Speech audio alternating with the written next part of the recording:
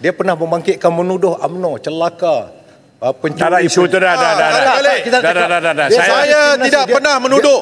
Lepas tu Baik. No, saya minta Najib tengah bicara di mahkamah. Dia bangkit benda tu, maki UMNO cukup. Saya minta pendang tarik balik kenyataan saya menuduh UMNO celaka. Kalau Sebelum daripada ini, kalau kita baca dalam Malaysia kini, dalam TV Selangor, tempoh 13 tahun yang lepas, 10 Disember 2010, ketika mana kerajaan meluluskan peruntukan 2 bilion kepada seorang individu di Malaysia ini. Perdana Menteri kita sekarang ni menghentam habis-habisan, mengatakan seorang ahli UMNO yang duduk di Bukit Gantang, yang dapat peruntukan 2 bilion sekarang, ini adalah penyelewengan, macam-macam disebut. Hari ini apa yang berlaku? Yang berhormat Bukit Gantang, dia tidak ada di sini. Dia pohon permohonan melalui sebuah syarikat Komatra Sajian Sdn Berhad daripada Bukit Gantang untuk membekalkan bekalan makanan kepada Angkatan Tentera Malaysia, dan bertemu dengan permohonan disaji. Syarikat milik kerajaan, syarikat yang begitu berjaya, syarikat yang telah ada model dia bukan saja dalam negara, termasuk di Mekah Al-Mukarramah, di Madinatul Munawwarah dan banyak lagi negara lain. Sepatutnya diberi keutamaan kepada disaji yang menguruskan bekalan makanan kepada pasukan ketenteraan. Tetapi wallahu alam, saya tidak nak sebut ura-ura yang berlaku diberi balik. Dulu dia hentam orang yang sama, tapi bila orang yang sama ini duduk di bawah ketiak dia nak bagi. Sama sebagaimana timbalan ya barangkali. Macam mana Arau boleh setuju Jadi bila duduk bawah ketiak ni, yang salah pun jadi tak salah, yang dulu dihentam begini-begini, sekarang ini jadi betul. Sebab itu saya mengatakan, kalau kita nak benteraskan rasuah, paksi dia agama. Kalau tidak ada agama sebagai paksi, kita nak hentam, nak benteraskan rasuah, tentunya kita akan benteras mengikut hawa nafsu kita. Kalau pembangkang, tak rasuah pun tuduh rasuah. Tak ada apa-apa lagi diisytihar kepada umum. Mahkamah tak ada putuskan lagi diisytihar begitu begini macam-macam. Dan saya bimbang, bukan takut-takutlah, confirm lepas daripada ini kerajaan bertukar. Kalau kebetulan bertukar ni, ada orang nak balas dendam. Balas dendam ini dilarang dalam agama. Orang boleh balik, orang boleh buat benda yang sama. Jadi sebab itu saya mengajak kepada semua supaya kita balik kepada agama, dan rasuah ini kita benteras sehabis mungkin, kerana rasuah ini adalah penyakit negara. Dan dalam isu ini, Komatra Sajian ini, saya ada satu mesej yang di-mesej di antara Bukit Gantang dengan seorang pegawai di waktu malam. Kalau saya nak baca ni ada, tapi makan masa, tapi saya nak sebut bahawa akhir dalam mesej itu bahagian datuk pun ada. Ini satu benda yang tidak sepatutnya wujud dalam konsensi tender dan seumpamanya. Benda ini adalah benda yang sangat keji, sangat baik, dan saya harap disaji ini akan diberi peluang oleh kerajaan untuk mengendalikan perkara ini, dan mudah-mudahan disaji yang di bawah dia ini, peneroka Felda yang begitu ramai yang akan mendapat syafaat daripada tender ini, bukan kepada individu. Kalau di individu ni tak ke mana-mana akan dapat manfaat kepada dia seorang, tetapi peneroka Felda ini dia lebih ramai. Jadi saya rasa terima kasih banyak kepada peraturan Dewan, Yang Berhormat. Saya ingin membangkitkan peraturan Dewan 36.6, seseorang ahli tidak boleh mengeluarkan sangkaan jahat ke atas siapa-siapa ahli yang lain.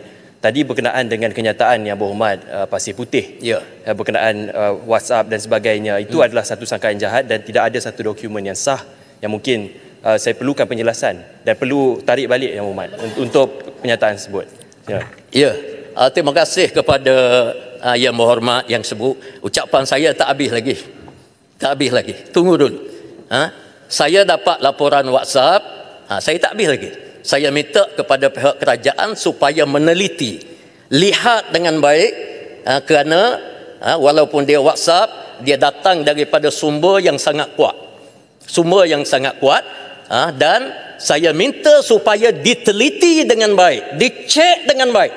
Maknanya saya tidak menuduh secara membabi buta, tetapi harap. Tetapi kenyataan yang berhormat tadi mengatakan bahawa kalau duduk di bawah ketiak orang ni, menyokong sebagainya, itu adalah sangkaan jahat yang berhormat. Tidak jahat. Itu ada Tidak jahat. Tengok timbalan Perdana Menteri yang disabitkan dengan kesalahan. Jelutong sokong tak? Jelutong dulu, waktu timbalan Perdana Menteri nak cakap, dia minta supaya duduk. Orang yang disabit di mahkamah tak layak bercakap dalam Dewan Yang Mulia. Baik. Sekarang duduk dulu. Sekarang duduk, semua duduk dulu.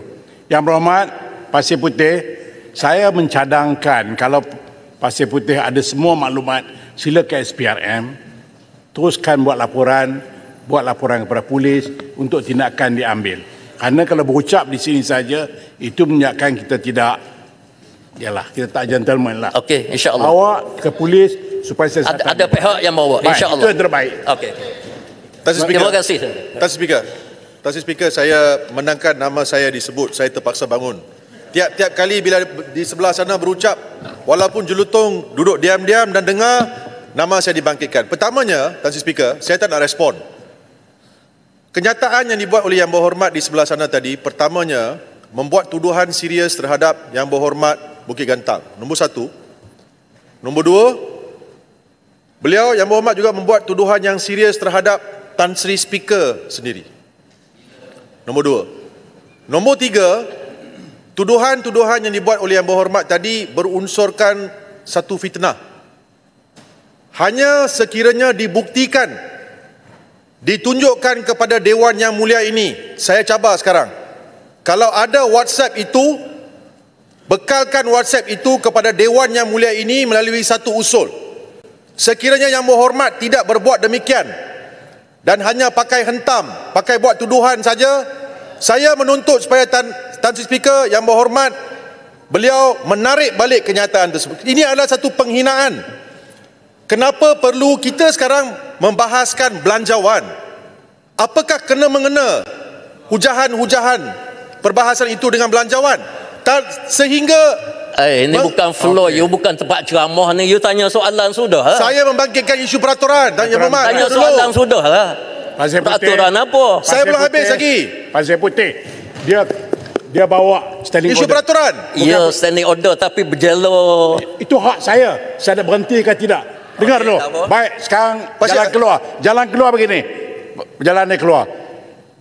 Kalau saya kiranya Bukit Gantang rasa dia terinaya disebabkan oleh fakta-fakta tidak betul, saya minta Bukit Gantang masukkan usul untuk hadapkan Pasir Putih ke Jawatan Tuan Speaker, saya akut. Okey, saya terima. Tuan Speaker, saya akut dan menerima. Kita ada presiden. Macang telah digantung kerana beliau membawa satu surat yang tak ada. Baik, sebab itu saya katakan tadi, saya minta Bukit Gantang mengambil tindakan. Okey? Kalau tidak, kita tidak akan habis di sini. Sebab Bukit Gantang pun tak ada di sini. Ya, sebab itu saya minta Bukit Gantang, kalau saya kiranya merasakan bahawa dia terinaya disebabkan oleh maklumat-maklumat yang tidak betul, masukkan usul pada saya besok. Ya, dan terima kasih. Tan Speaker, sebelum saya berundur, saya juga cabar Yang Berhormat Pasir Putih kalau berani betul buat laporan SPRM. Ya, saya dah beritahu tadi. Tan Sri 36(4) peraturan. Apa lagi? Saya nak bangkitkan apa yang dibangkitkan oleh Jelutong tu, masa beliau dulu, masa penggal yang lepas, dia pernah membangkitkan menuduh UMNO celaka. Pencuri isu tu dah. Saya tidak pernah menuduh. Lepas tu Najib, no, saya minta tengah bicara di mahkamah. Tan Sri Speaker, dia bangkit benda Tan Sri Speaker, saya minta pendang tarik balik kenyataan saya menuduh UMNO celaka. Kalau saya nak ungkit cerita ni 18 tahun dulu lagi dah. Kita boleh korek tu. Pasal dia Tak payah. Duduk. Okey, baik. Duduk semua. Dia lawyer, dia patut disiplin dengan lawyer dia. Saya kata duduk. Duduk betul. Duduk. Duduk. Baik, sekarang saya jemput Jempol.